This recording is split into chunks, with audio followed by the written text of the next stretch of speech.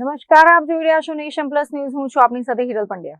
રાજ્યમાં સ્થાનિક સ્વરાજ્યની ચૂંટણીનો જંગ જામ્યો છે, ત્યારે છોટાઉદેપુર જિલ્લાના બોડેલી ખાતે ભારતીય જનતા પાર્ટી દ્વારા વિકાસ સંકલ્પ સભાનું ભવ્ય આયોજન કરવામાં આવ્યું હતું. આ સભામાં ગુજરાતના નાયબ મુખ્યમંત્રી હર્ષ સંઘવી વિશેષ ઉપસ્થિત રહ્યા હતા. આગામી જિલ્લા પંચાયત, તાલુકા પંચાયત અને બોડેલીની નવરચિત નગરપાલિકાની ચૂંટણીના પ્રચારના શ્રી ગણેશ કરતા નાયબ મુખ્યમંત્રી હર્ષ સંઘવીએ બોડેલી ખાતે સભા ગજવી હતી. હર્ષ સંઘવીએ પોતાના આગવા અંદાજમાં કોંગ્રેસ અને આમ આદમી પાર્ટીને આડે હાથ લેતા કાર્યકરોમાં વિજયનો વિશ્વાસ ફૂંક્યો હતો. કોંગ્રેસના શાસનમાં મરદાઓ, છોટાઉદેપુર આ બધા જિલ્લાના આદિવાસી ભાઈ બહેનોને શ્રમિકો સિવાય બીજું કોઈ કામ નહીં મળતું હતું. દિવસ રાત મજૂરી કરીને મારા આ આદિવાસી પરિવારો એમના ઘરનું ગુજરાન ચલાવતા હતા.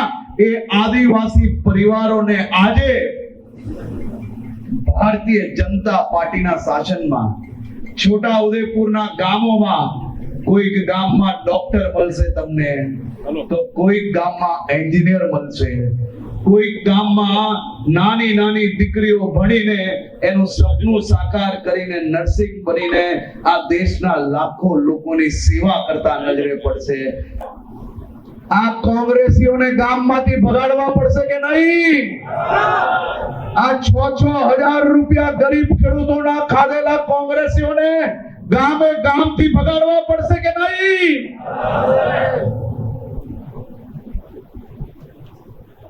આ મોટા મોટા મહેલો એમના બની જ જાય ને ભાઈ. આદિવાસી ભાઈ બહેનો પાછા નજરે પડ્યા એમને. એ મારા આદિવાસી ભાઈ બહેનો, તમારી તાકાતનો તો વટ પડે ભાઈ, વટ પડે. આજે છોટાઉદેપુર ખાતે છોટાઉદેપુર જિલ્લામાં યોજાઈ રહેલી 32 જિલ્લા પંચાયતની સીટો, 150 જેટલી તાલુકા પંચાયતની સીટો અને બોડેલી નવી બનેલી નગરપાલિકાની જે 28 અને એમાં 6 બિનહરીફ થઈ છે, એટલે કે લગભગ 22 જેટલી બેઠકો માટે પ્રચાર અર્થે, કાર્યકર્તાઓમાં જોશ પૂરવા માટે અને ભારતીય જનતા પાર્ટીની રાજ્ય સરકારે કરેલી કામો અને આ જિલ્લાને આપેલી ભેટોની કાર્યકર્તાઓને જાણ કરવા માટે અમારા નાયબ મુખ્યમંત્રી આદરણીય હર્ષભાઈ સંઘવી સાહેબ બોડેલી ખાતે આવી અને કાર્યકર્તાઓને માર્ગદર્શન આપ્યું. મેં 32 જિલ્લા પંચાયતો અને 150 તાલુકા પંચાયત અને 22 જેટલી બોડેલી નગરપાલિકાની જે આ સીટો છે એ સીટો પૂરેપૂરી જીતવા માટે અમારા સૌ ભારતીય જનતા પાર્ટીના કાર્યકર્તાઓનો પ્રયાસ રહેશે. Rehan Patel, nation plus news, Chhotaudepur. સમાચારોના સતત અપડેટ મેળવવા માટે અમારી નેશન પ્લસ ન્યૂઝની યુટ્યુબ ચેનલને સબસ્ક્રાઇબ કરો, બેલ આઇકન દબાવો અને જોડાયેલા રહો ફેસબુક, ઇન્સ્ટાગ્રામ અને ટ્વિટર પર.